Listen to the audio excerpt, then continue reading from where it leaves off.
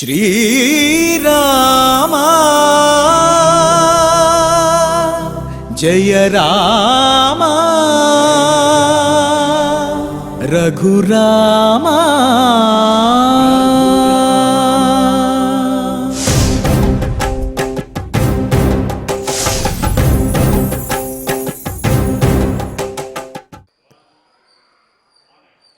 ओं नमो वेंकटेशाय। रामचंद्रमनिशं हृदयस्थं राममिन्दुवदनं प्रविभासं भावयामि निगमान्तनिवासं భారతీపతినుతం భవవంద్యం. ఎల్లప్పుడూ కూడా భక్తుల యొక్క హృదయములలో కొలువు తీరి ఉండేవాడు. చంద్రుని వంటి ముఖకాంతితోటి అందరినీ కూడా ఆహ్లాదపరిచేవాడు. అలాగే వేదాంత వేద్యుడైనటువంటి వాడు. భారతీపతి అంటే సరస్వతీపతి అయినటువంటి బ్రహ్మగారి చేత, భవుడు అంటే పరమేశ్వరుని చేత కూడా ఎల్లప్పుడూ కూడా సేవించబడుతూ కీర్తించబడే ఆ రామచంద్రుడికి నమస్కరిస్తూ, తద్రూపాంతరుడైనటువంటి శ్రీనివాసుని యొక్క అనుగ్రహంతో భక్తులందరూ కూడా సత్సంతానాది సకల సంపదలతోటి, వివాహాది సకల కళ్యాణములతోటి వర్ధిల్లాలి అని ఆకాంక్షిస్తూ, తిరుమల తిరుపతి దేవస్థానం వారు ఈ కలియుగ వైకుంఠంలో నిర్వహిస్తున్నటువంటి శ్రీమద్ రామాయణం బాలకాండ పారాయణ కార్యక్రమంలో నేటికి మనం 225వ రోజులో ప్రవేశించమాన్ని శ్రీగురు ధ్యానపూర్వకంగా సత్సంకల్పంతో సమష్టిగా ప్రారంభించుకుందాము. ఓం నమో వెంకటేశాయ. శ్రీగురు ధ్యానం. గురుర్బ్రహ్మ గురుర్విష్ణు గురుర్దేవో మహేశ్వరః గురుః సాక్షాత్ పరం బ్రహ్మ తస్మై శ్రీ గురవే నమః. శ్రీనివాస ధ్యానం. శ్రీ వెంకటాచలాధీశం శ్రియాధ్యాసితవక్షసం శ్రితచేతనమందారం శ్రీనివాసమహం భజే. అధ సంకల్పః.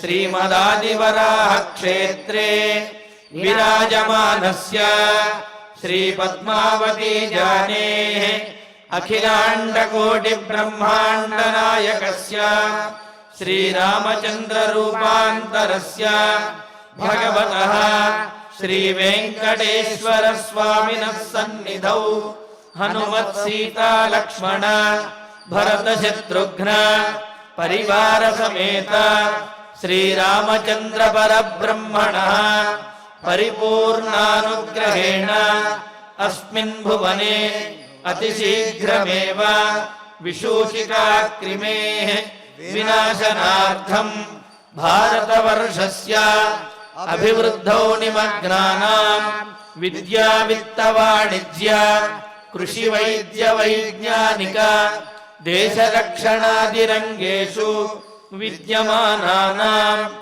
ఆస్తిక మహాజనానాం సర్వేషాం సకుటుంబానాం ఆయురారోగ్యైశ్వర్య సద్బుద్ధి ఇత్యాది సర్వశుభఫలప్రాప్త్యర్థం తేషాం సర్వతోముఖాభివృద్ధిర్ద్వారా శ్రీరామరాజ్యస్య పునర్వ్యవస్థాపనార్థం అనూఢానాం శీఘ్రమేవ వివాహసిద్ధ్యర్థం దంపతీనాం అనుకూల దాంపత్య సిద్ధ్యర్థం సంతానార్థినాం శీఘ్రమేవ సత్సంతాన ప్రాప్త్యర్థం తతః పితృదేవతా ప్రీత్యర్థం గో సంరక్షణార్థం చ సకల సంపత్ప్రదే శ్రీమద్ వాల్మీకి రామాయణాంతర్గతే బాలకాండే యథాశక్తి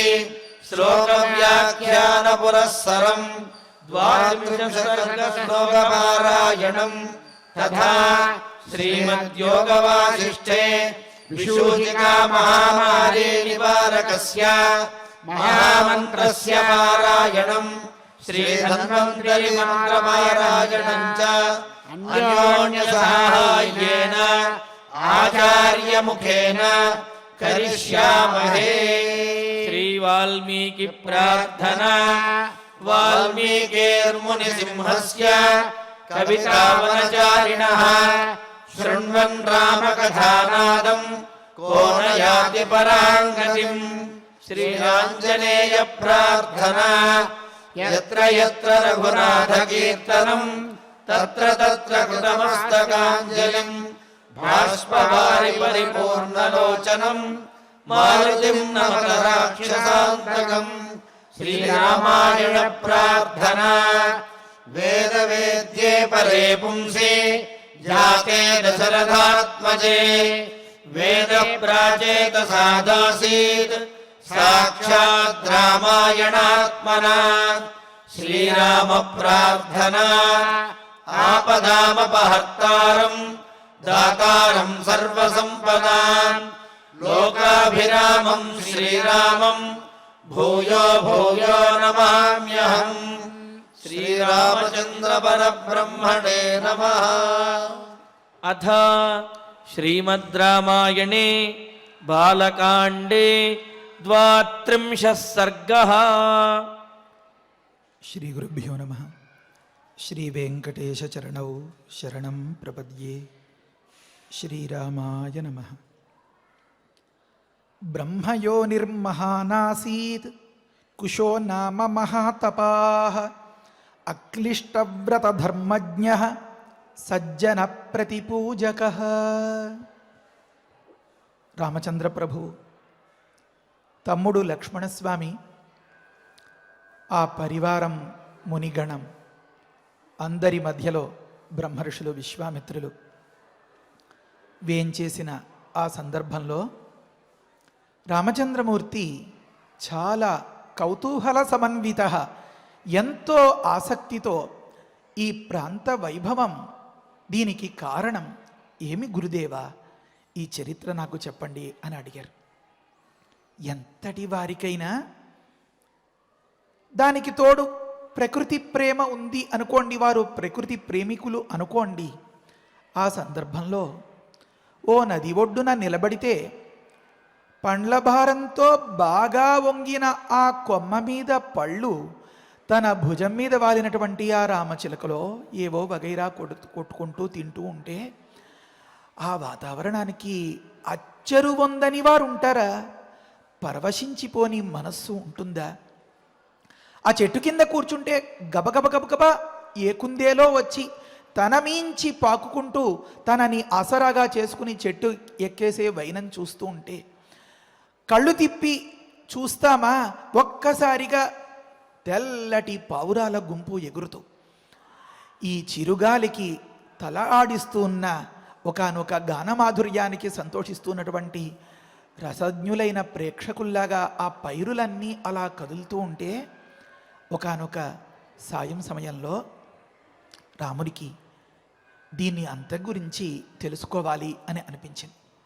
ఒక వాతావరణం చాలా సంతోషకరంగా ఉంది అంటే ఒక ఇల్లో వాకిలో కార్యాలయమో దానికి కారకులైన వారు చాలా ముఖ్యులై ఉంటారు. దాని నిర్వాహకులు ఎంతో విజ్ఞులై ఉంటారు, విచక్షణ కలిగి ఉంటారు, ఎంతో దక్షులై ఉంటారు అని మనకి నీతి శాస్త్రం చెప్తోంది. కనుక దీనికి కారణమేమో తెలుసుకోవాలి అని అనుకున్నారు. విశ్వామిత్రులకి అసలు ఈ మాట అడగడమే చాలు చాలా పరమానందం. ఎందుకని? అది తనకు సంబంధించినటువంటి చరిత్ర, తన పూర్వులకు సంబంధించినటువంటి చరిత్ర. మన ఇంటికి ఎవరైనా వచ్చి ఆ పెద్దల పటం ఏదైనా చూసి, లేకపోతే మరొక వస్తువో ఏదైనా, అయ్యా దీని గురించి కాస్త మాకు చెప్పండి అంటే ఎంత సంబరంగా, ఎంత సంతోషంగా వారు మొదలు పెడతారు. ఇది మా తాతల కాలం నాటి విషయం అండి, ఆ తాతగారు ఫలానా వారండి అని అలా అలా మొదలుపెట్టి చెప్తారు కదా, ఎంతో సంతోషంగా. మరి అవతలి వ్యక్తి అంతకంటే ఆనందంగా వింటున్నారు అనుకోండి, ఇంకా అసలు వారి మాటలకి అంతే లేదు. ఆ సందర్భంలో విశ్వామిత్రులు మొదలుపెట్టారు. అనగనగనగనగనగా ఒకానొక బ్రహ్మ మానస పుత్రులు ఉన్నారు. విశ్వామిత్రులు కౌశికులు కదా, కౌశికులకు మూల పురుషులైనటువంటి కుశులు గురించి చెప్పడం మొదలుపెట్టి అక్కడి నుంచి చరిత్ర చెప్తున్నారన్నమాట. మన భారతీయులకి పెద్దగా చరిత్ర లేదు, తెలియదు అని కొంతమంది అమాయకులు, అజ్ఞానులు అపోహపడ్డారట. దీని గురించి విశ్లేషించి రాసేటటువంటి పెద్దల మాటల్లో కొన్ని విషయాలు తెలుస్తాయి. ఎంత అద్భుతమైనటువంటి దేశ చరిత్ర ఉంది మనకి. దీన్ని చదువుకునేటటువంటి తీరిక లేక అయోమయంలో అజ్ఞానంలో కొట్టుమిట్టాడడం అనేది మన లోపం కనుకనే కొన్ని సందర్భాల్లో ధీటుగా సమాధానం చెప్పలేకపోతున్నామని. అధ్యయనం చేస్తే బోల్డ్ రహస్యాలు తెలుస్తాయి. స్థిమితంగా కూర్చుని హాయిగా దాని మీద మనసు పెట్టి చదువుకోవడం మొదలు పెట్టాలి. ఈ పూట చాలా విశేషాలు తెలుసుకోవాలి, మనం నిదానంగా గమనించాలి. విశ్వామిత్రులు చెప్పడం మొదలుపెట్టారు. బ్రహ్మయోనిర్మహానాసీతు కుశో నామ మహాతపాహ అన్నారు. మహాతపాహ గొప్ప పుణ్యాత్ముడు, ఏ ఆటంకము లేకుండా, ఏ వంచన లేకుండా, ఏ గుర్తింపు కోరుకోకుండా, 10 మందిలో మెహర్బాణీ కోసం కాకుండా ఇష్టంగా సంతోషంగా పుణ్యం చేసేలాంటి మహనీయుడు. ఒక్కొక్క మాట తరువాతి మాటకి మెట్టు లాంటిది అన్నమాట. అందుకనే సంస్కృతంలో వ్యాఖ్యానం చేసేటప్పుడు అత ఏవ అని చెప్తూ ఉంటారు. కాబట్టే ఇలా అయ్యాడు కదా, కాబట్టే ఇలా అయ్యాడు కదా, కాబట్టే ఇలా అని అన్నమాట. మహాతపాహ, ఎందుకని అంత గొప్ప తపస్సు చేయగలిగాడు? అక్లిష్టవ్రత ధర్మజ్ఞ, కాబట్టే సజ్జన ప్రతిపూజక, ఇలా చెప్పుకుంటూ రావాలి అన్నమాట. వారి పేరెవరండి? వారు కుశ అనే పేరుతో వ్యవహరింపబడేవారు. వారు ఎక్కడ పుట్టారండి అంటే, ఒక వ్యక్తి యొక్క గొప్పతనాన్ని గురించి చెప్పాలి అంటే 3 పరిశీలించాలి అని చెప్తోంది మహాభారతం. అతని యొక్క పుట్టుక, అతడి యొక్క చదువు, అతడు చేసేటటువంటి పుణ్యం, ఈ 3 వల్ల తపః శృతంచ యోనిశ్చ ఏతద్ బ్రాహ్మణ కారణం అంటారు. ఒక వ్యక్తి బ్రహ్మవేత్తగా అయ్యారు అంటే అతడికి కారణం అతడి యొక్క శృతం అంటే పాండిత్యం, అతడు చదువుకున్నటువంటి చదువు, అతడి యొక్క తపస్సు. కనుక విశ్వామిత్రులు ఎక్కడి నుంచి మొదలుపెట్టారు? ఈ ప్రాంతం పలానా వారి ఏలికలో ఉంది, వారు ఉండేది, పోని వారు పలానా లాంటి వారు, అయిపోయింది, పద రామ అని అనొచ్చు కదా. అలా అనల. వారికి కారకులైనటువంటి వారి దాకా వెళ్ళిపోయారు. మూలాలని వెతకాలి అనేది నేర్పిస్తున్నారన్నమాట. ఇప్పుడు బ్రహ్మయోని అన్నారు, మహాన్ అన్నారు. అతడు చాలా గొప్పవాడు, మహాను. ఎందుకని? బ్రహ్మయోని, బ్రహ్మ హిరణ్యగర్భ యోని ఉత్పత్తి స్థానం కారణం యస్య అసౌ బ్రహ్మయోని అని వ్యాఖ్యానంలో వివరిస్తారు. సంస్కృతం వింటే చాలా పుణ్యం. అందుకనే మధ్యలో మనం ఆ విగ్రహాలు వ్యుత్పత్తులు కూడా చెప్పుకుంటున్నాం. ఏ జన్మకైనా ఆ సంస్కృతంలోనే ఆస్వాదించేంత స్థాయి పరమాత్మ మనకు ప్రసాదించుగాక. అయితే హిరణ్యగర్భుడు పరమాత్మ మొట్టమొదట సృష్టి చేయాలి, లోకాన్ని అంతని ఉద్ధరించాలి అనే సందర్భంలో సోకామజత బహుశ్యాం ప్రజా ఏయేతి సతపోతప్యత సతపస్తప్త్వా ఇదగం సర్వమసృజత, ఇలా మొదలుపెట్టి చెప్తారు. గొప్ప తపస్సు చేసి, గొప్ప ఆలోచనతో, గొప్ప ప్రణాళికతో, గొప్ప పుణ్యంతో ఈ ప్రాణి సృష్టిని అంతనీ చేసి మనం ఇంత తయారు చేసాం కదా, దీన్ని అంతనీ సంరక్షించేవారు ఎవరు, ఉద్ధరించబడేది ఏ తీరుగా, ఏ విధంగా అని చెప్పి తనలో తానే ఆలోచించుకుని మళ్ళీ కేవలం మనస్సంకల్పం చేత కొందరిని ఆవిర్భవింపచేసేరట, సృష్టించేరట. వారిని స్త్రీ పురుష సంపర్కం లేకుండా ఏర్పడిన వారు కనుక అయోనిజులు అని పిలుస్తుంది అన్నమాట శాస్త్రం. బ్రహ్మ మానసపుత్రులు అని పిలుస్తుందన్నమాట మన వాంగ్మయం, మన విజ్ఞానం అంతా అలా చెప్తోంది. దీని గురించి కాస్త పరిశీలిస్తే చరక సంహితలో, గరుడ పురాణంలో, విష్ణు పురాణంలో అబో మీరు వినాలి కానీ బోళ్ళు విశేషాలు, బోళ్ళు రహస్యాలు తెలుస్తున్నాయి. ఎలా అంటే, బ్రహ్మయోని అన్న మాట దగ్గర యోని అనే ఒక శబ్దం ఉంది కదా, దానికి అర్థం ఏమి అన్నారు? యోని అంటే కారణం అని చెప్తున్నారు. యౌతి సంయోజయతి ఇది యోని కారణం. బ్రహ్మ హిరణ్యగర్భుడు యోని కారణంగా గలవారు. మరొక అర్థం అంటే ఎక్కువ ప్రచారంలో ఉన్నది, అది ప్రాణినాం ఉత్పత్తి స్థానం అన్నారు. ప్రాణుల యొక్క పుట్టుకకు ఆధారమైనటువంటి ఒకానొక చోటు. అయితే యోని అంటే కారణం అని ఎలా తెలిసిందండి అన్నారు. ఉత్తరరామచరితంలో ఒక మంచి ఉదాహరణ చెప్తారు. ఋషజ రాక్షసీమాహు వాచం, మహర్షులు అంటారట ఒకానొక చెడ్డ మాటే రాక్షసి అని చెప్తారట. రాక్షసీం వాచం రాక్షసీమాహు, ఎవరి యొక్క మాట అంటే ఉన్మత్త దృప్తయో, ఏది మాట్లాడుతున్నారో తెలియక మదించి ఉన్నటువంటి ఉన్మత్తులైన పిచ్చి వాళ్ళ యొక్క మాట ఒక మాట. మరొక మాట ఏమి అంటే దానికి దగ్గరగానే మదించి గర్వంతో, అహంకారంతో, దర్పంతో, దురభిమానంతో మాట్లాడే వారి యొక్క మాటే రాక్షసి అని చెప్తున్నారన్నమాట. ఉన్మత్తుల యొక్క దృప్తుల యొక్క మాటనే వారు రాక్షసి, ఇంతకంటే వేరే రాక్షసులు లోకంలో లేరండి. ఎందుకని? సా యోని సర్వవైరాణం సాహి లోకస్య నివృత్తి. సా ఆ దుర్మార్గపు ఆలోచనలతో, ఆ దురభిమానంతో మాట్లాడేటటువంటి మాట ఈ లోకానికి పట్టినటువంటి పెద్ద దారిద్ర్యం, నిరృతి అని చెప్తున్నారన్నమాట. అది సకల వైరాలకి అదే యోని అన్నారు. ఒక మాట యోని అని చెప్పడం అంటే ఒక మాట కారణం అనే అర్థం తెలుస్తోంది. కనుక ఇక్కడ బ్రహ్మగారు ఉన్నారు, ఆ బ్రహ్మగారు హిరణ్య గర్భుడు, ఆయనకు ఒకానొక ప్రసూతి మందిరంలో ప్రసవం జరిగింది అనేలాంటి వెర్రి అర్థాలకి వెళ్ళకూడదు. అది కారణం అనే అర్థాన్ని తెలపడం కోసం ప్రయోగించినటువంటి మాట అని చెప్పడం కోసం పెద్దలు వ్యాఖ్యానం చేస్తారు. ఓపిగ్గా ఓర్పుగా చదువుకుంటే బోళ్ళు విశేషాలు తెలుస్తాయి. అవి నచ్చితే ఎంతో తీయగా తృప్తిగా ఉంటాయి. అబ్బా, ఒక గొప్ప శబ్దం తెలిసింది ఈవేళ మనకి అని. సరే, మామూలుగా వ్యవహారం పరిశీలిస్తే ఇక్కడ బ్రహ్మయోని అని ఎందుకు చెప్పాల్సి వచ్చింది? బ్రహ్మ మానసపుత్రుడు అనే చెప్పేయచ్చు కదా అంటే అంటారు, పిల్లల గురించి చెప్పే మాట రూపకం రూపం ప్రతిరూపో బభూవ అని ఒక మాట చెప్తారు. తల్లిదండ్రులకు అనురూపమైనటువంటి సంతతి ఏర్పడుతుంది అని. అందుకనే ఆ తండ్రి గారికో తల్లి గారికో ఏదైనా ఒక అలవాటు, ఒక మేనరిజం ఉందనుకోండి, అది పిల్లల్లో మనకి కనిపిస్తూ ఉంటుంది. అచ్చు వీళ్ళ నాన్నలాగే చేస్తున్నాడు, వీళ్ళ నాన్నలాగే నవ్వుతున్నాడు, అమ్మలాగే చూస్తున్నాడు, ఏదో మాట్లాడుతున్నాడు అని అంటూ ఉంటారే. ఇంత బీజంలో అన్ని పోలికలు అన్నీ పెద్ద మర్రి చెట్టు తాలూకు విత్తనంలో నిక్షిప్తం చేసుకున్నట్లుగా ఉంటుంది వ్యవహారం అంతా. పరమాత్మ యొక్క సృష్టి ఎంత అద్భుతం.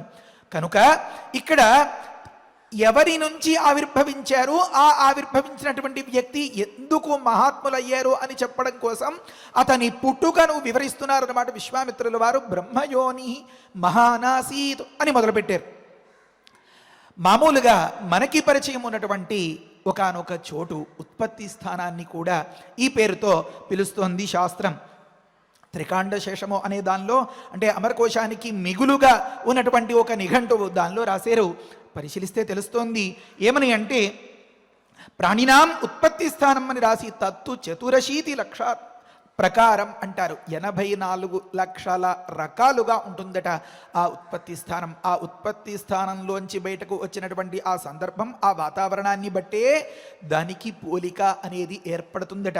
అక్కడ రాస్తారు, గరుడ పురాణంలో ఈ మాట స్పష్టంగా తెలుస్తోంది. 84 లక్షల జీవరాశులు, వాటిలో కొన్ని ఒకానొక జరాయు అంటే గర్భసంచి, ఒక క్యారీ బ్యాగ్ అని అనుకోవచ్చేమో, అలాంటి దానిలో ఈ స్త్రీ పురుష సంపర్కం వల్ల ఏర్పడినటువంటి శుక్ర శోణిత మిశ్రమం చేరి త్వష్టృ ప్రజాపతి యొక్క ప్రేరణ ద్వారా అది ఇంతింతై అలా అలా అలా వృద్ధి చెంది ఒకానొక సందర్భంలో ప్రసవాన్ని, అంటే ఆ కనడం జరుగుతుంది కనుక, ఆవిర్భవిస్తుంది కనుక, పుడుతుంది కనుక దానిని జరాయు అంటే గర్భసంచి, అమ్మ కడుపు, ఆ అమ్మ కడుపులోంచి పుట్టేది కనుక జరాయుజ అని ఒక విభాగం చెప్పారు. మరి ఒకటో గుడ్డు పగలగొట్టుకుని వచ్చేది కనుక అండజ అని ఒక మాట చెప్పారు. మరొకటో ఈ స్వేదం వల్ల, చెమట బిందువుల వల్ల ఏర్పడేది అని చెప్పారు, స్వేదజ. అందుకనే సకాలంలో స్నానం చేసి ఈ ఒంటి మీద ఉన్నటువంటి క్రిములన్నింటినీ దూరం చేసుకుంటేనే మనకి పవిత్రత, శుద్ధి వస్తుందన్నమాట. ఎందుకండి అంత అవసరం? పాపం వాటిని కూడా జీవింపచేద్దాం, బతకనిద్దాం. మనం కొన్నింటికి ఆశ్రయం ఇచ్చినట్లు ఉంటుంది అని పాపం ఉదారంగా పెద్ద మాటలు చెప్తారేమో, అవి ఒంటి మీద సంచరిస్తున్నంత వరకు మనస్సుకి ఏకాగ్రత కలగదు. అందుకని గమనించండి, పెద్దలు చెప్తారు, శుభ్రంగా సకాలంలో స్నానం చేసి ఆచమనం చేస్తే ఉదాభ్యశుచిరాపూత ఏమి అని వేదమంత్రం కూడా చెప్తోంది. స్నానాచమనాభ్యాం అంతర్బహిశ్చ పూత శుద్ధ సన్ అహం ఏమి అని అక్కడ భాష్యం రాస్తారు. అంటే స్నానం చేత పైన ఉండేటటువంటి మాలిన్యం పోతుందట. ఆచమనం అంటే నీరు తాగడం అని అర్థం అన్నమాట. ఆ నీటిని 3 సార్లు ఈ చేతిలో పోసుకుని బ్రహ్మతీర్థం ద్వారా లోపలికి పంపిస్తే మనశ్శుద్ధి కలుగుతుందట, చిత్తశుద్ధి కలుగుతుందట. అప్పుడే వీడు ప్రశాంతంగా ఒక దగ్గర కూర్చోగలుగుతాడు. మనం లోకంలో కూడా అనుకుంటూ ఉంటాం, కొందరి మాటలు వినగలుగుతాం. చాలా చిరాగ్గా ఉంది, శుభ్రంగా స్నానం చేసి వస్తాను, ప్రశాంతంగా అప్పుడు కూర్చుని మాట్లాడుకుందాం. ఏమిటి ఆ ప్రశాంతతకి కారణం? ఈ స్నానం అన్నమాట. ఈ స్నానం వల్ల ఏమి కొత్త ప్రశాంతత వస్తుంది అంటే, కొత్తది ఎక్కడి నుంచి రాలేదు, ఉన్నదానికి ప్రతిబంధకాలు పోతాయన్నమాట. ఏమా ప్రతిబంధకాలు? స్వేదజములైనటువంటి ఆ క్రిములన్నీ, బ్యాక్టీరియా అంటుంటారే మన వాళ్ళు, దానికి ఆశ్రయంగా ఉంటుందన్నమాట ఈ శరీరం. కనుక స్వేదజములు ఒక రకం అని విభాగం చేశారు. మరికొన్ని భూమిని చీల్చుకుని వచ్చేవి, వాటిని ఉద్భిజ్యములు అంటారు. బహుశా ఈ విత్తనాలు వాటిని కూడా అలాగే చెప్పుకోవాలి మనం. ఈ రకంగా ఉంటే అందులో మళ్ళీ ఇంకొక విభాగం, నీటిలో పుట్టేవి జలజములు, అవి 9 లక్షలు అని, స్థావరములు భూమి మీద ఉండేవి అవి 20 లక్షల రకాలు అని, ఇంకా క్రుములు అనేవి, అంటే క్రిమి అని మన వాళ్ళు ప్రయోగిస్తూ ఉంటారు కానీ దానికి సంస్కృతంలో ఉన్న అసలు పేరు క్రిమి అని, అవి 10 లక్షల రకాలు అని, పక్షి జాతి 12 లక్షల రకాలు అని, పశుజాతి 20 లక్షల రకాలు అని, వీటన్నింటికంటే తక్కువ మానవ జాతి 4 లక్షల రకాలు అని చెప్తారు. అక్కడ అంటారు సర్వయోనిం పరిత్యజ్య బ్రహ్మయోనిం తతోభ్యగాత్ అన్నారు. ఇతడు ఇప్పుడు విశ్వామిత్రుల వారు చెప్తున్నటువంటి మన రామకథలో ఉన్న కుషులు బ్రహ్మయోని అయి ఉన్నారు అంటే వారి యొక్క గొప్పతనం ఎంతో చెప్పడం కోసం అన్నమాట. ఏమా గొప్పతనం ఎలా తెలుస్తుంది అంటే అంటారు సర్వయోనిం పరిత్యజ్య, వీడు తిరగాల్సిన చోట్లని గిరగిరగిరగిరగిరగిరా తిరిగేసి విసిగి వేసారి అన్నట్లుగా ఏ క్షణంలోనో ఆ పరమాత్మ మీద మనస్సు లగ్నమైతే ఇప్పుడు మన మనస్సు లగ్నమైనట్లుగా ఏ రామకథ మీదో కాసేపు శ్రీరామ శ్రీరామ అనుకుంటూ ఇలాంటి పరమ పావనమైన ప్రాతకాలాన్ని కొద్ది రోజులైనా శ్రద్ధగా ఇష్టంతో అపేక్షతో గడపగలిగితే బహుశా అప్పుడు సర్వయోనిం పరిత్యజ్య, వీటన్నింటినీ విడిచిపెట్టేసి బ్రహ్మయోనిం తతోభ్యగాత్ అన్నారు. అంతటి ఉత్కృష్ట స్థితి, ఉత్తమ జన్మ కలుగుతుంది అని చెప్పారన్నమాట. అంటే గమనించండి, వాల్మీకి మహర్షి ఎంత శాస్త్ర రహస్యాన్ని లోపల పెట్టుకుని విశ్వామిత్రుల ద్వారా ఒక చిన్న మాటలో బ్రహ్మయో నిర్మహానాసీతు అన్నప్పుడు ఈ రహస్యాన్ని ఉపదేశం చేశారో, ఎన్ని అంశాలు పరిశీలిస్తే ఎంత శాస్త్ర బలం ఉంటే ఈ విషయానికి మనకి ఇంతలా అర్థం తెలుస్తుందో. ఆ సందర్భంలో అంటారు చరక సంహితలో భూతానాం చతుర్విధా యోనిర్భవతి అని మొదలుపెట్టి, మరి అదంతా చెప్తే కొంతసేపు పట్టేస్తుంది. ఏమనంటే అంటారు యాం యాం యోనిం ఆపత్యంతే తస్యాం యోనౌ తథా రూపాః భవంతి అంటారు. ఈ మాట చాలా ముఖ్యం. మనం ఇప్పుడో రేపో చెప్పుకోబోయే కథలో ఇది చాలా అవసరం. ఎటువంటి గర్భాశయాన్ని పొంది వీరు బయటికి వస్తారో ఆ త్రూ ఛానల్ అంటారే, ఆ మాధ్యమం తాలూకు అంశాలు వీరికి బాగా పట్టుకుంటాయట. అందుకనే అక్కడ బాగా మంచి పోలిక కూడా చెప్పారు. బంగారాన్ని లేదా వెండిని లేదా సీసాన్ని లేదా రాగిని కరిగించి పెద్దలు పోత పోసేవారట వెనక రోజుల్లో. ఎలాగా అంటే మధుచ్ఛిష్ట బింబేషు అన్నారు. మధు అంటే తేనె, మధుచ్ఛిష్టం అంటే తేనె పట్టు, అంటే మక్కు కొవ్వు అని పిలుస్తారే మైనం. ఆ మైనంతో ఒక మూస ఒక ఆకారం చేసి కరిగించిన దాన్ని దానిలో పోస్తే దాని నుంచి బయటికి తీసిన దానికి ఈ మూసకు ఉండే ఆకారం ఎలా ఉంటుందో అలాంటి రూపమే ఆకారమే ఎలా వస్తుందో ఆ రకంగా ఈ పుట్టేటటువంటి వాటి అన్నింటికీ కూడా అలాంటి రూపాలు వస్తాయి అని ప్రత్యేకించి యోనిజుల గురించి ఈ మాటలు చెప్పారన్నమాట. కనుక తే యదా మనుష్యబింబం ఆపద్యంతే, ఎప్పుడైతే ఈ జీవులు మనుష్యమూర్తిని మనుష్యబింబాన్ని పొంది అందులోంచి బయటికి వస్తారో ఆ తల్లి కడుపులోంచి, అప్పుడు తదా మనుష్య విగ్రహేణ జాయంతే, అప్పుడు మానవాకారంతో ఉంటారు.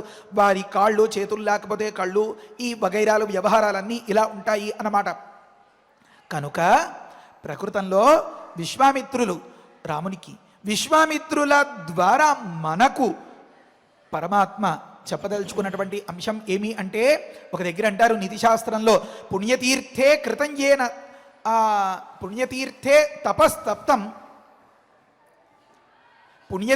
కృతంయేన తపస్తప్తం సుదారుణం అనేదో ఒక మాట ఉండాలి. తాత్పర్యం చెప్తా, హితోపదేశంలో ఉండాలి ఒక మాట.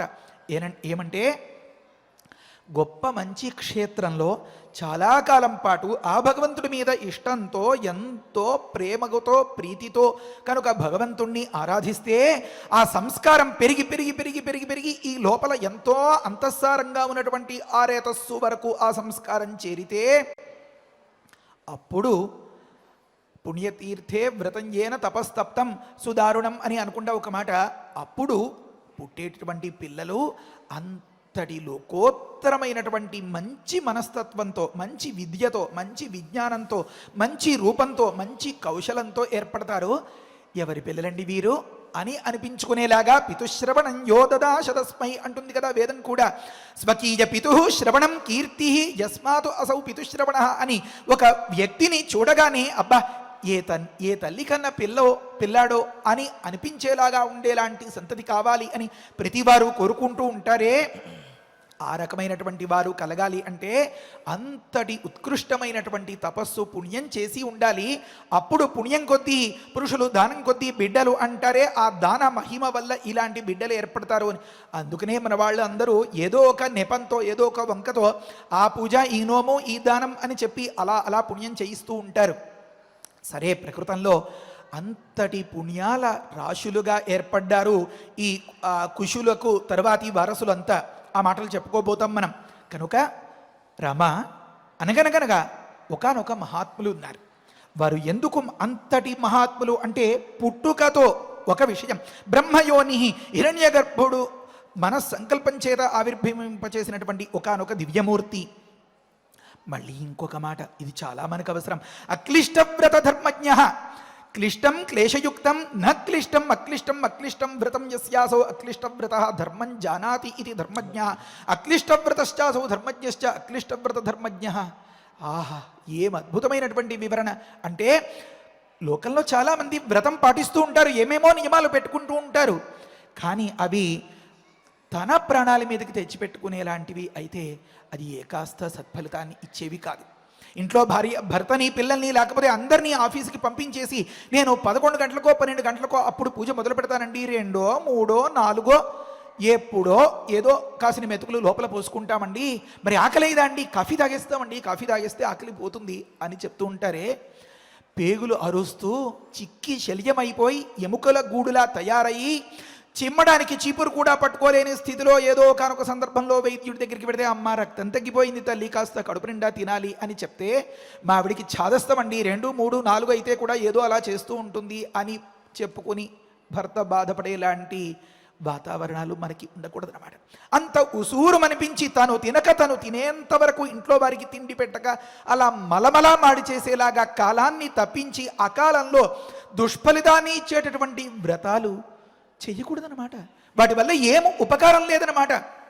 నిజంగా చెప్పాలంటే అదంతా ఈ లోకంలో పేరుకోపోయే పెద్ద చెత్త మాదిరి అన్నమాట. దాన్ని నిర్మూలించడానికి మళ్ళీ పరమాత్మ ఎత్తుకు పై ఎత్తులు వేయాలి. మరి ఏం చేయాలి అన్నారు? సకాలంలో మనస్సు పెట్టి కాస్తైన చిన్న మాట శ్రీరామ శ్రీరామ అని అనుకోగలిగిన మనకి ఉండేటటువంటి అపేక్ష వల్ల, మన మనస్సులో ఉండేటటువంటి ఈ లౌక్యాలు, వంచనలు, దురాలోచనలు లేకపోవడం వల్ల మనం అన్న చిన్న మాటే ఉంగరంలో పొదిగినటువంటి మణిలాగా ఎంతో గొప్పగా ప్రకాశిస్తుందన్నమాట. కనుక ఎన్నో క్లేశాలు, కష్టాలు పడి పడి పడి బాబోయ్ భరించలేకపోతున్నాను అనిపించేలాంటి వ్రతాలకి ఆ కుశులు పోలేదు. మరి ఏం చేశారు? సకాలంలో చక్కగా సజావుగా ఎక్కడ నీతి తప్పకుండా, శాస్త్రానికి విరోధం లేకుండా ప్రశాంతంగా హాయిగా ఉండేలాంటి వ్రతాన్ని, తను చేయవలసినటువంటి దానిని సక్రమంగా సకాలంలో పాటించారు. కనుక అక్లిష్టమైన వ్రతము కలవారు. ఇది పాటించాలంటే మనసు ఒప్పుతుందా? మేము రోజు చేసుకునేది హఠాత్తుగా గురుగారు మీరు ఎప్పుడో ఈ పూట మానిపించేస్తే ఎలాగండి, మనసులో ఏదో వెలితిగా ఉంది అని అనిపిస్తుంది. పాపం అమాయకత్వం, అజ్ఞానం. మన కుశులు అలా కాదు. ధర్మజ్ఞ, ఏది అవసరం ఏది కాదు అని పెద్దలు చేసినటువంటి ఉపదేశాన్ని అందిపుచ్చుకుని ఆచరణ చేసి అమలు పరచగలిగినటువంటి నేర్పు, కౌశలం, విచక్షణ, విజ్ఞానం ఉన్నటువంటి మహనీయులు. కనుక ధర్మాన్ని పూర్తిగా ఎరిగినటువంటి వారు కనుక లోపం లేకుండా ఆ ధర్మాన్ని పాటించగలుగుదురు. కనుక ఆపద్ధర్మమేది, ముఖ్యధర్మమేది, ఏ సందర్భంలో ఎప్పుడు ఎలా ప్రవర్తించాలి, ఇంటిల్లిపాది కడుపులు మార్చి మలమలా తనేదో పలానా పని చేస్తాను అని చెప్పి 3 గంటలకో 4 గంటలకో పిండాలు విదిలే వేళ దేవుడికి దీపం పెట్టడం వగైరాలు పనులు చేయడం అంటే అది ఎంతవరకు ఉచితం అనేటటువంటి తత్వ రహస్యాన్ని గమనించగలిగినటువంటి బుద్ధి ఉన్నవారు బ్రహ్మయో నిర్మహానాసీత్ కుశో నామ మహాతపాః అక్లిష్టవ్రత ధర్మజ్ఞ. ఎంత అద్భుతమైనటువంటి మాట! ఇలా అవ్వాలి అంటే అతడు ఏం చేసి ఉండాలి? సజ్జన ప్రతిపూజక, సత్పురుషులను అందరినీ కూడా ఎంతో అపేక్షతో దగ్గరకు తెచ్చుకుని ఆ పెద్దల ఉపదేశాల్ని గమనించి ఆదరించి వారు చెప్పిన దాన్ని మనసులో పెట్టుకుని అందంగా పాటిస్తూ ఏ రకమైనటువంటి వితండ వాదనలకు దురహంకారాలకి అంటే అనుకున్నది తుడుచుకోలేక పెద్దలు చెప్పినది ఒప్పుకోలేక సతమతమైపోయేటటువంటి అంతఃసంకర్షణ ఉంటుందే అది లేకుండా పెద్దలు చెప్పారు మనం వినాలి పాటించాలి అని మర్మమెరిగి గుర్తించి పాటించేలాంటి మహనీయుడు బ్రహ్మయో నిర్మహానాసీత్ కుశో నామ మహాతపాః. ఎందుకని సజ్జన ప్రతిపూజక, సత్పురుషులైనటువంటి వారిని ప్రతిపూజక, గొప్పగా ఆదరించి గౌరవించి అభిమానించి వారి ఉపదేశాల్ని పాటిస్తారు కనుక గమనించండి వరుసగా అతడు పుట్టుకతో బ్రహ్మయోని, అతడు సజ్జన ప్రతిపూజక కనుకనే వారి వల్ల అక్లిష్ట వ్రత ధర్మజ్ఞ, ఏది నీతి ఏది నిజమం ఏది అసలైనటువంటి ధర్మం ఏదో యూట్యూబ్ వీడియోలో వగైరాలో చూసి దేన్నో అంతర్జాలంలో మరో మోహాన్ని పొందే కంటే ఉత్తమమైనటువంటి మార్గాన్ని దేన్నో తెలుసుకోగలిగితే మనం కూడా అక్లిష్ట వ్రత ధర్మజ్ఞులమే అవుతాం కదా. అప్పుడు ఏమవుతాం, మనం చేసేటటువంటి తపస్సు మహాతపస్సు అవుతుంది తప్ప కుతపం కాదనమాట. అది కుత్సితమైనటువంటి తపస్సు కాకుండా ఉంటుందన్నమాట. అంతటి గొప్ప పుణ్యాత్ముడు కనుక బ్రహ్మ మానసపుత్రులు కదా, వారికి ఏం పేరు పెట్టారు, కుశోనామ అన్నారు. లవకుశులు అనుకున్నప్పుడు మనం ఈ శబ్దానికి అర్థం చెప్పుకున్నాం. ఎలాగంటే బడిలో కొత్తగా చేర్చినటువంటి పిల్లవాడు ఆఖరి బెంచీలో కూర్చుని అమ్మ ఇచ్చినటువంటి ఆ షార్ప్నర్లో పెట్టి ఆ పెన్సిల్ అంతా అలా అలా చెక్కేస్తూ ఉంటాడే, అది సరదా, అది ఆట. ఇప్పుడు ఇక్కడి వారో మన రామచంద్రమూర్తి యొక్క సంతతిగా ఉన్నటువంటి కుశలో ఇప్పుడు ఈ కౌశికులకు మూల పురుషులైన వారో కు పాపం ష్యతి నాశయతి ఇది కుశః అని వివరం చెప్తారు. లోకంలో ఉన్నటువంటి పాపాన్ని అంతని అలా అలా అలా చెక్కేసి ఏ పాపం లేకుండా అందరినీ పుణ్యమూర్తులుగా ఉంచుతారట. ఇది ఒక అన్వయం. ఇంకొక అన్వయం కూడా చెప్తారు. ఏమని, భూమికి దిగి వచ్చిన వారు అనిట. కుశ అన్నప్పుడు రెండు భాగాలున్నాయి, కు ష అని. ఒకటి కు అంటే పాపం అని అర్థం, ష అంటే దాన్ని షార్ప్ చేసేటటువంటి వంకతో చెక్కేసేటటువంటి వాడు, పాపం లేకుండా చేసేటటువంటి వారు. అసలు ఆ మాట తలుచుకుంటేనే ఎంతో సంతోషకరంగా ఉంటుంది. మొన్న మధ్యన ఎవరో ఒక మిత్రులు మాది కౌశిక సగోత్రం అండి, మా మూల పురుషుల గురించి తెలుసుకుందాం అనుకుంటున్నాము, కాస్త చెప్పండి అన్నారు. ఇప్పుడు అసలు ఈ రహస్యాల్ని తవ్వి తీయడానికే చోటెక్కడా సరిపోవట్లేదు. ఇది అయ్యి గబగబగబా పరుగులు ఎడతామా, మరి విశ్వవిద్యాలయంలో తరగతులు వ్యవహారాలు అదయ్యి గబగబా ఇంటికి వస్తే మళ్ళీ స్నాన సంధ్యావందనాదులు వగైరాలు అన్నీ దీనితోనే గిరగిరగిరగిరగిరా గడియారంలాగా తిరిగిపోతుంది. ఇంకా అదంతా ఎక్కడ తవ్వి తీయగలుగుతాం? కనుక ప్రస్తుతానికి వారికి జవాబు చెప్పలేకపోయాను. సరే, ప్రకృతంలో నామస్మరణం చేత మనందరం కూడా బాగుపడిపోయేలాంటి అంత మహనీయమైనటువంటి నామ పెట్టుకున్నటువంటి ఆ పుణ్య పురుషుని యొక్క నామంలో రెండు భాగాలున్నాయి. కు ష అన్నారు. కు అంటే భూమి అని అర్థం చెప్తారు. అందుకనే అంగారకుణ్ణి భూమిపుత్రుడు కనుక కు అంటే భూమికి జ పుట్టినవాడు కనుక కుజ అనే పేరుతో పిలుస్తూ ఉంటారన్నమాట. ఇప్పుడు కౌ భూమౌ శేతే తిష్టతి రాజతే శోభతే అని ఇంకొక వివరణ రాస్తారు. ఈ భూమి మీదకి వచ్చినటువంటి ఒక పుణ్యాల మూటలాగా అందరినీ సుఖపెట్టడం కోసం ఇక్కడ అవతరించినటువంటి ఒక మహనీయ మూర్తిని తెలిపేటటువంటి మాట కుశ. ఆ వంశంలో పుట్టినటువంటి వారు కౌశికులు అని చెప్పడం ఉద్దేశం అన్నమాట. అంటే ఇలా ఎందుకు చెప్పాల్సి వచ్చింది అన్నారు అంటే బ్రహ్మమానస పుత్రులు చాలా మరికాస్త మంది ఉన్నారు, నారదాదులు. అయితే వారు బ్రహ్మలోకంలోనే ఉంటారు. వీరు అలా కాకుండా ఈ భూమి మీదకి అవతరించి ఇక్కడ ఉండి బ్రహ్మగారి యొక్క ఆశయాన్ని అంతని అమలుపరచాలి అని అనుకున్నారు. ఏమా ఆశయం అంటే తర్వాత ఈ శ్లోకాల్లో వస్తోంది మనకి. కనుక కు అంటే భూమి, ష అంటే ఈ భూమి మీదకి అవతరించి లోకాన్ని అంతని రంజింపచేస్తూ ఉన్నటువంటి, రక్షిస్తూ ఉన్నటువంటి అని ఒకనొక తాత్పర్యం చెప్పారు. సరే, తర్వాతి శ్లోకం. అలాంటి మహనీయులు స మహాత్మా కులీనాయాం యుక్తాయాం సుగుణోల్పనాన్ వైదర్భ్యాం జనజామాస చతుర సదృశాన్ సుతాన్ అన్నారు. అలాంటి మహాత్ములైన అహం వేత్మి మహాత్మానం గుర్తు తెచ్చుకోండి. మహాత్మ అంటే ఎన్ని అర్థాలు ఉన్నాయో అలాంటి మహాత్ములైనటువంటి పరమపూజ్యులైన సహా ఆ కుశుల వారు కులీనాయాం చాలా ముఖ్యమైనటువంటి మాట, పరమయోగ్యమైన వంశంలో ఏర్పడిన గొప్ప పెంపకంలో ఉన్న మంచి తల్లిదండ్రుల చాటున పెరిగి మంచి గుణాల్ని అలవరుచుకున్న కులీనురాలైన యుక్తాయాం తనకు యోగ్యమైన తనకు అనురూపమైన ఇల్లాలు తన ఆశయాలకి తన అభిప్రాయాలకి అభిరుచులకి అనుకూలంగా ఉంటేనా ఇంకేమైనా ఉందా? అనుకూలం కళత్రం చేరు త్రిదివేన హికింతర, స్వర్గం కూడా నాకు అక్కలే తీసవతల పరిండి అన్నారు. అంటే ఇహలోక స్వర్గాన్ని చూపించగలిగినది ఇంటామె ఇల్లాలు అన్నమాట. కనుక కులీనురాలైన మంచి తల్లిదండ్రుల పెంపకంలో ఉన్నట్లుగా మంచి యుక్తురాలైన మంచి అనురూపురాలైన యోగ్యురాలైన వైదర్భ్యాం విదర్భరాజపుత్రి అయినటువంటి ఆమెను పెండ్లాడి ఆమె దగ్గర కుశాంబుణ్ణి కుశనాభుణ్ణి అధూర్తరజసుణ్ణి ఆధూర్తరజస అని ఒక పాఠాంతరం, ఆసూర్తరజస అని అసూర్తరజస అని కూడా ఒక పాఠాంతరం ఉంది. అధూర్తరజసుణ్ణి వసువును నలుగురిని పిల్లలను కనెను అన్నారు. ఎంత చమత్కారంగా చెప్తారు సదృశాన్ అన్నారు. ఇలాంటి అనురూపమైనటువంటి ఎంతో తన అభిరుచులకు తగినటువంటి ఇల్లాలికి అనురూపులైన పిల్లల్ని కన్నారు అంటే చెప్తారు కదా ఏమని, ధన్యో మాతృముఖ సుత, ధన్య పితృముఖి కన్య అంటారు. పిల్లకి కన్యకి తండ్రి పోలిక వస్తే గొప్ప అదృష్టవంతురాలు అవుతుందట. అసలు చెప్పక్కర్లేదు, చూసుకోక్కర్లేదు. ఇంకా అదే తీరుగా ధన్య మాతృముఖ, తల్లి పోలికలతో ఉన్నటువంటి సుతుడు గొప్ప అదృష్టవంతుడు అవుతాట, ధన్యుడు అవుతాట. కనుక ఇప్పుడు అంటే తన పూర్వుల గొప్పతనాన్ని చెప్పకనే చెప్తున్నట్లుగా ఆ కౌశిక గోత్రంలో ఉన్నటువంటి వారందరి ఆ కుశ సంతతి అంత వారి యొక్క గొప్పతనాన్ని చెప్పడం కోసం విశ్వామిత్రులు చెప్తున్నటువంటి ఎంత అద్భుతమైనటువంటి మాట అంటే సదృశులైన పిల్లల్ని కన్నారు అని ఒక మాట చెప్పారు. అంటే అంతటి గుణ సౌందర్యాన్ని, రూప సౌందర్యాన్ని, తపస్సౌందర్యాన్ని, ఆ భగవద్భక్తిని, లోకానికి మంచి చేయాలి అనేటటువంటి ఒకానొక విశాల భావాన్ని, ఆ అక్లిష్టమైన వ్రత ధర్మజ్ఞతను, ఆ మహా తపస్సును, ఆ సజ్జన ప్రతిపూజనం చేయాలి అనేటటువంటి సద్భావనను అంతని అలవరుచుకున్నటువంటి పిల్లలను కనేను. ఇంకా ఇంకా ఇంకా ఇంకా ఇంకా అనే భావాలన్నీ వస్తాయి కదా.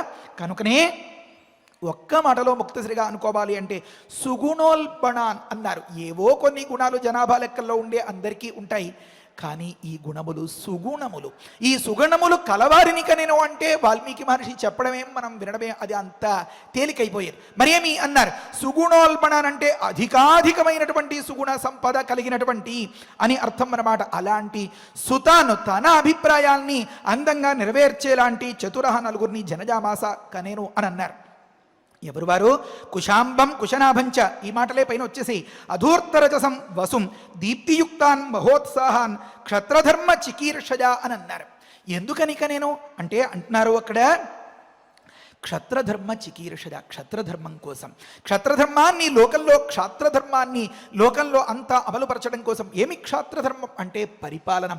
పరిపాలనం అంటే ఏమి? రక్షించడం. రక్షించడం అంటే ఏమి? సుఖాన్ని పెంచడం, దుఃఖాన్ని తగ్గించడం. కనుక లోకంలో కష్టాలని తగ్గించి వారి వారి కర్మవశాల వల్ల ఏర్పడినటువంటి దుఃఖాన్ని పోగొట్టి వారు ఆర్జించుకున్నటువంటి సుఖాల వల్ల చిన్న చిరుదీపానికి గాలి తాకడి లేకుండా రక్షించినట్లుగా జాగ్రత్తగా కాచి వాటిని పెంచేటటువంటి శక్తి ఎవరి దగ్గర ఉంటుందో అతడిని క్షత్రియుడు, క్షాత్రధర్మం, పరిపాలన, శ్రీవారి కార్యనిర్వహణం అని పిలుచుకుంటూ ఉంటామే మనం. ఆ పేర్లతో అనాలి అన్నమాట. కనుక లోకంలో సుఖాన్ని పెంచి దుఃఖాన్ని తగ్గించాలి అనేటటువంటి ఒకానొక సద్భావన, దానికి మారుపేరుగా ఉన్నటువంటి ఏ క్షత్రధర్మమో ఆ దానిని అమలుపరచాలి అనేటటువంటి ఆశయంతో దాన్ని పుణికిపుచ్చుకున్నటువంటి దీప్తియుక్తులైనటువంటి గొప్ప ఉత్సాహం కలిగినటువంటి పరమ ధర్మిష్ఠులైనటువంటి సంతతిని కానీ వారితో ఇలా అంటున్నారట, తాను వాచ కుశ పుత్రాను ధర్మిష్ఠాన్ సత్యవాదిన క్రియతాం పాలనం పుత్రా ధర్మం ప్రాప్స్యథ పుష్కలం అన్నారు.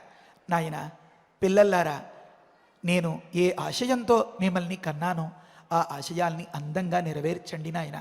ఈ లోకం అంతా సుఖంగా ఉండేలాగా, వారి సంతోషం పెరిగేలాగా, ఎవరి వల్ల ఏ ఆపదలు ఏ పక్కవారికి రాకుండా ఉండేలాగా, వారి దుఃఖాలు పోయేలాగా అందంగా పరిపాలించి పరిపాలన అనే దానికి సార్థకత చేకూర్చండి నాయన అని చెప్పి ఆ పిల్లల్ని అర్థించాడట.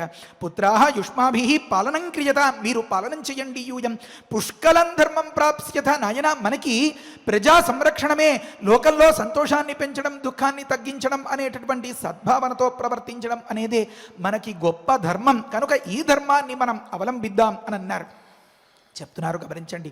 తండ్రి చెప్పిన మాటను విని అచ్చంగా అదే మాదిరిగా దాన్ని అమలు చేశారు అని చెప్పాలి. తండ్రి అనే మాట లేదు. తండ్రి పట్ల, గురువు పట్ల, తల్లి పట్ల ఏ విధమైనటువంటి భావన ఉండాలో మహర్షి మనకి నేర్పిస్తున్నారన్నమాట. ఏమని? ఋషేస్తు వచనం శ్రుత్వా చత్వార లోక సంహితా నివేశంచక్రిరే సర్వే పురాణం నృవరాస్తదా అన్నారు. ఆ నృవరులు, ఆ రాజకుమారులు, ఆ పెద్దలు చెప్పినటువంటి మాట విని లోకసమ్మతులై అందరూ లోకం ఎంతో గొప్పగా మెచ్చుకుంటూ ఉంటే, ఆహా ఏమి కార్యనిర్వాహకత్వం అండి, ఏమి పరిపాలనా దక్షత అండి, ఎక్కడ ఏ మూల ఏ ఆపద ఇబ్బంది రాకుండా అంతా సజావుగా సక్రమంగా సాగేలాగా అంత అండదండలుగా నిలబడతారండి అని చెప్పి అంత గొప్పగా కొనియాడుతూ ఉంటే, వారందరూ కూడా వారి వారి రాజధానుల్ని ఏర్పరచుకుని అందులో ప్రవేశించేరట. సర్వే నృపరాహ నివేశం చక్రిరే రాజభవనాలకి వారి రాజధానులలో ప్రవేశించారు అని అన్నారు.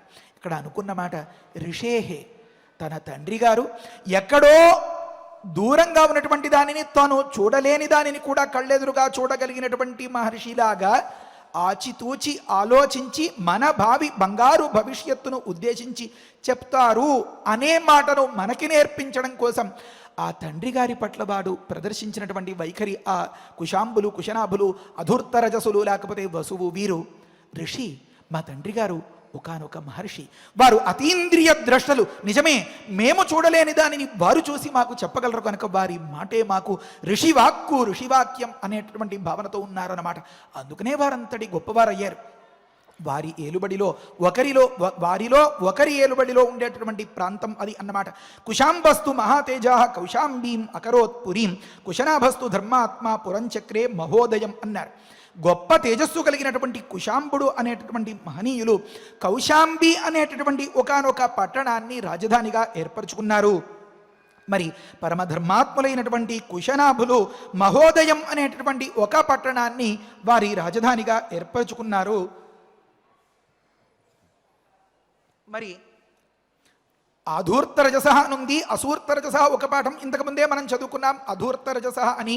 కనుక ఆ రకంగా అర్థం చేసుకుంటే ఏ విధమైనటువంటి రజోగుణం, పొగరబోతుతనం, అహంకారాలు, దురభిమానాలకి తావివ్వకుండా ఉండేలాంటి మహనీయులు, ధూర్తత్వము అనేటటువంటి రజస్సును దరిచేరనీయక ఉన్నటువంటి ఆ మహనీయులు ఓ రామా మహీపతిగా ఉండి, ఈ మహీకి పాలకుడుగా ఉండి ధర్మారణ్యం అనేటటువంటి దానిని పురపరమునుగా రాజధానిగా ఏర్పరచుకున్నారు. మరి నాలుగవ వారైనటువంటి వారు, మీ చేయి లేస్తోంది నేను గమనించాను, మీరు దేనికోసం చేయలేపినా నేను ఆపేయాలేమో అనుకుంటున్నాను. సరే, కనుక అంటే ఈ ప్రాంతంలో ఉండేవారు చాలా పరమ ముఖ్యులు అనమాట. ధ్యాస అంతా అక్కడే ఉంది నాకు. రాజా వసు మహోదయం గిరివ్రజం చక్రే అన్నారు. మరి నాలుగవ వారైనటువంటి వారు రాజా జనరంజనం చేసేవారు, జనుల యొక్క హృదయ మనోరంజనంగా వారి పరిపాలనం సాగించేటటువంటి వారు. వాసయతి ఇది వసు అంటారు. లోకంలో అందరూ ప్రశాంతంగా హాయిగా గుండెల మీద చెయ్యి వేసుకుని నిద్రించేలాగా ఉండేలాంటి రక్షణం ఉందే, ఎంత అద్భుతం. ఇంటిల్లిపాది ఏ రైల్వే స్టేషన్లోనో ఏ రైలు కోసమో ఎదురు చూసేటటువంటి సందర్భంలో ఆదమరచి అంతటి ప్లాట్ఫామ్ మీద కూడా గుర్రు పట్టి నిద్రపోతూ ఉంటారు పిల్లలు, వారు వగైరాలు. అంటే నాన్న చూసుకుంటాడు, రైలు వచ్చేది నాన్న చూసుకుంటాడు, సామాన్లు జాగ్రత్త పరిచేది నాన్న చూసుకుంటాడు, ప్రతిదానికి నాన్న చూసుకుంటాడు. మరి అలాంటి నాన్నగారు ఏదో వ్యసనాలతో మరుగుదాంతోడో ఎక్కడెక్కడో పోతారనుకోండి, అప్పుడు వెళ్ళాలనుకుంటే ఒరే నాన్నగారు నమ్ముకుంటే లాభం లేదురా బాబు, రైలు వచ్చి వెళ్ళిపోతుంది ఈ లోపు అని. అలాంటి వారు కాదు మన మహారాజు గారు. ఇప్పుడు మనమున్న ప్రాంతం ఇంత సుభిక్షంగా, ఇంత సస్యశ్యామలంగా, ఇంత పైరులతో సంపదలతో ఇంత సంతోషకరంగా ఇలా ఉంది అంటే దీనికి కారకులైనటువంటి ఆ ఏలిన వారు వసు. అందుకనే స్వామి నామాల్లో కూడా చెప్తారు వసుమనాహ అని చెప్పి ఉన్నటువంటి మాట. స్వామికి కూడా వసుహు అని ఒక మాట ఉంది అన్నమాట, విష్ణు సహస్రనామంలో ఉంది ఈ మాట. కనుక వారు వసు అనే పేరుతో అలరారుతున్నారు, ప్రకాశిస్తున్నారు. వారు మహోదయమైనటువంటి ఒకానొక గిరివ్రజాన్ని రాజధానిగా ఏర్పరచుకున్నారు అన్నారు. వీరు ఉన్నటువంటి ప్రాంతం అప్పటికి 5 కొండల నడుమ ఉంది అన్నమాట. కనుక అంతే, ఇంతటితో ఆఖరా అంతే. సరే, మరి తర్వాతి కథ రేపటి రోజు చెప్పుకుందాం. ఆ ఊపు అదంతా అలా ఉంటుంది. అది దాన్ని గమనిస్తూ ఉంటే ఆహా చెప్పలేనంత సంతోషం, పట్టదానంత ఆనందం. కనుక ఈ విధమైనటువంటి పరిపూర్ణమైన సౌభాగ్యం మన ప్రతి ఇంట మన పరమాత్మ మన రామయ్య నింపి అవిచ్ఛిన్నంగా నిరాటంకంగా మనం చేసేటటువంటి ఈ రామోపాసనం చేయించి, మనం ఎవరిని ఉద్దేశించి ఈ సత్కార్యాన్ని చేస్తున్నామో ఆ సత్కార్య ఫలం మన వారసులకి అందరికీ కూడా పరిపూర్ణంగా అందించి తీర్చిదిద్ది రక్షించుగాక. హరయే నమః. స్వస్తి. పారాయణ చేసుకుందాము.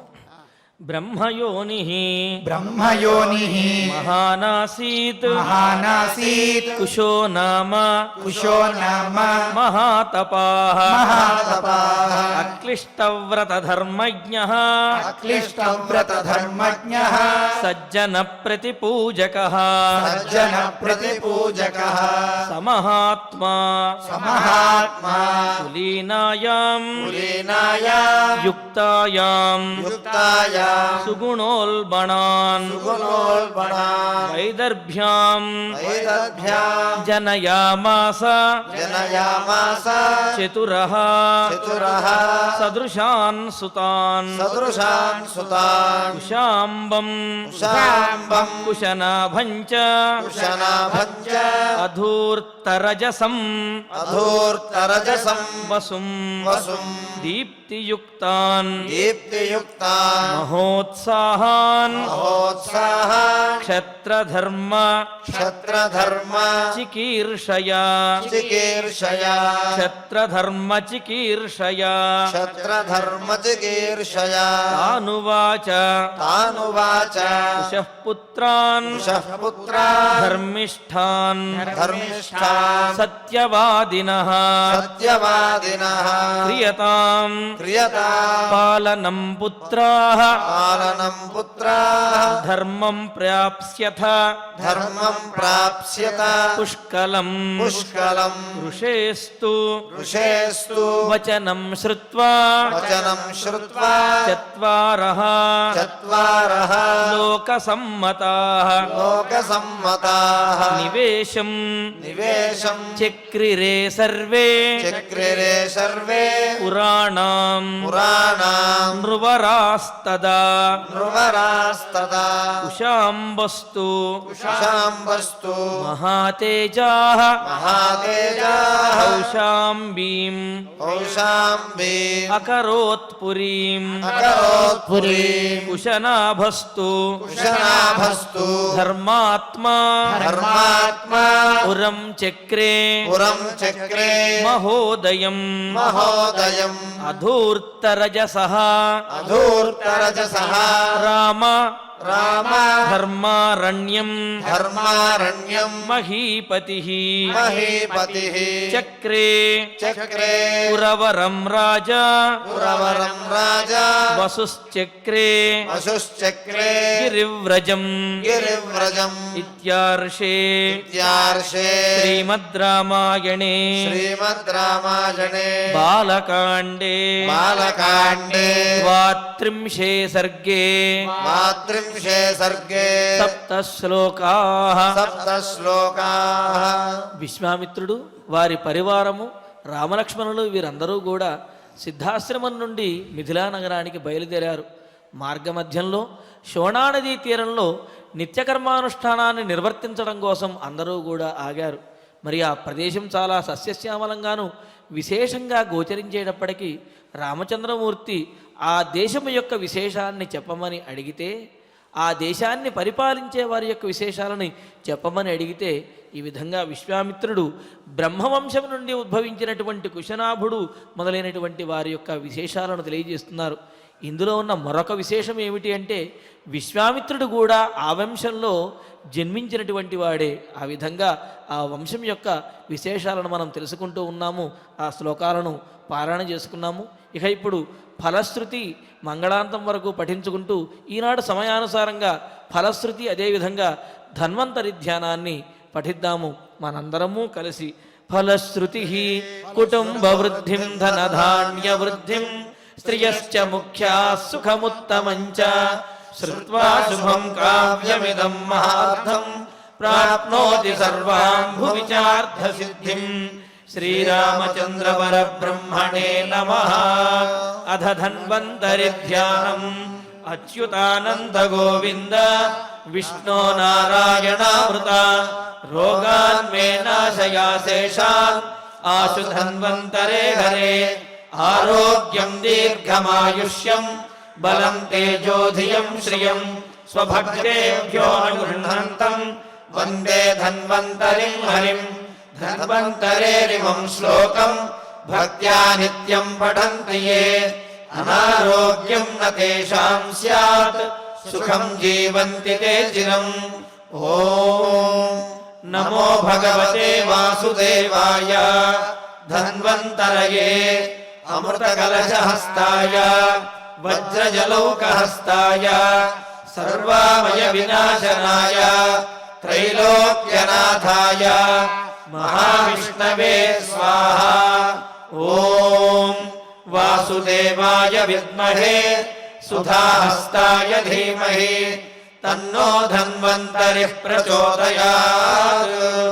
అధనవగ్రహ ప్రార్థనా ఆరోగ్యం పద్మబంధుర్వితరతు నితరాం సంపదం సీతరశ్మిః భూలాభం భూమిపుత్రః సకలగుణయుతాం వాగ్విభూతిం చ సౌమ్యః సౌభాగ్యం దేవమంత్రీ రిపుభయశమనం భార్గవః శౌర్యమార్గిః దీర్ఘాయుః సైంహికేయః విపులతరయశః కేతుః ఆచంద్రతారం.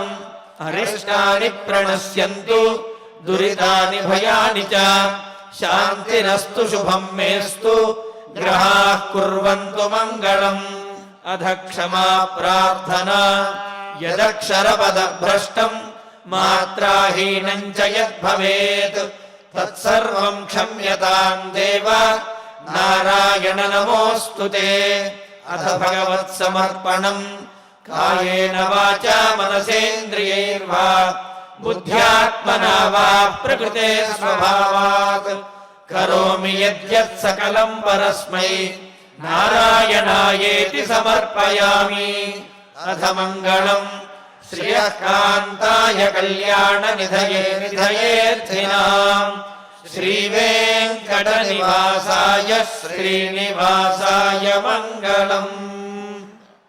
ఓం నమో వెంకటేశాయ.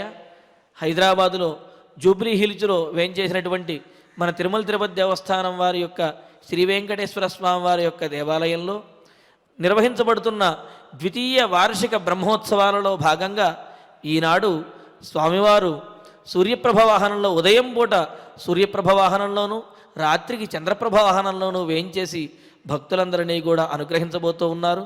కావున భక్తులందరూ కూడా ఈ విషయాలను గమనించి మరికొద్దిసేపటిలో నిర్వహించబోయే సూర్యప్రభ వాహనాన్ని వీక్షించి ఆయురారోగ్యములను పొందవలసిందిగా తెలియజేస్తున్నాము. ఓం నమో వెంకటేశాయ.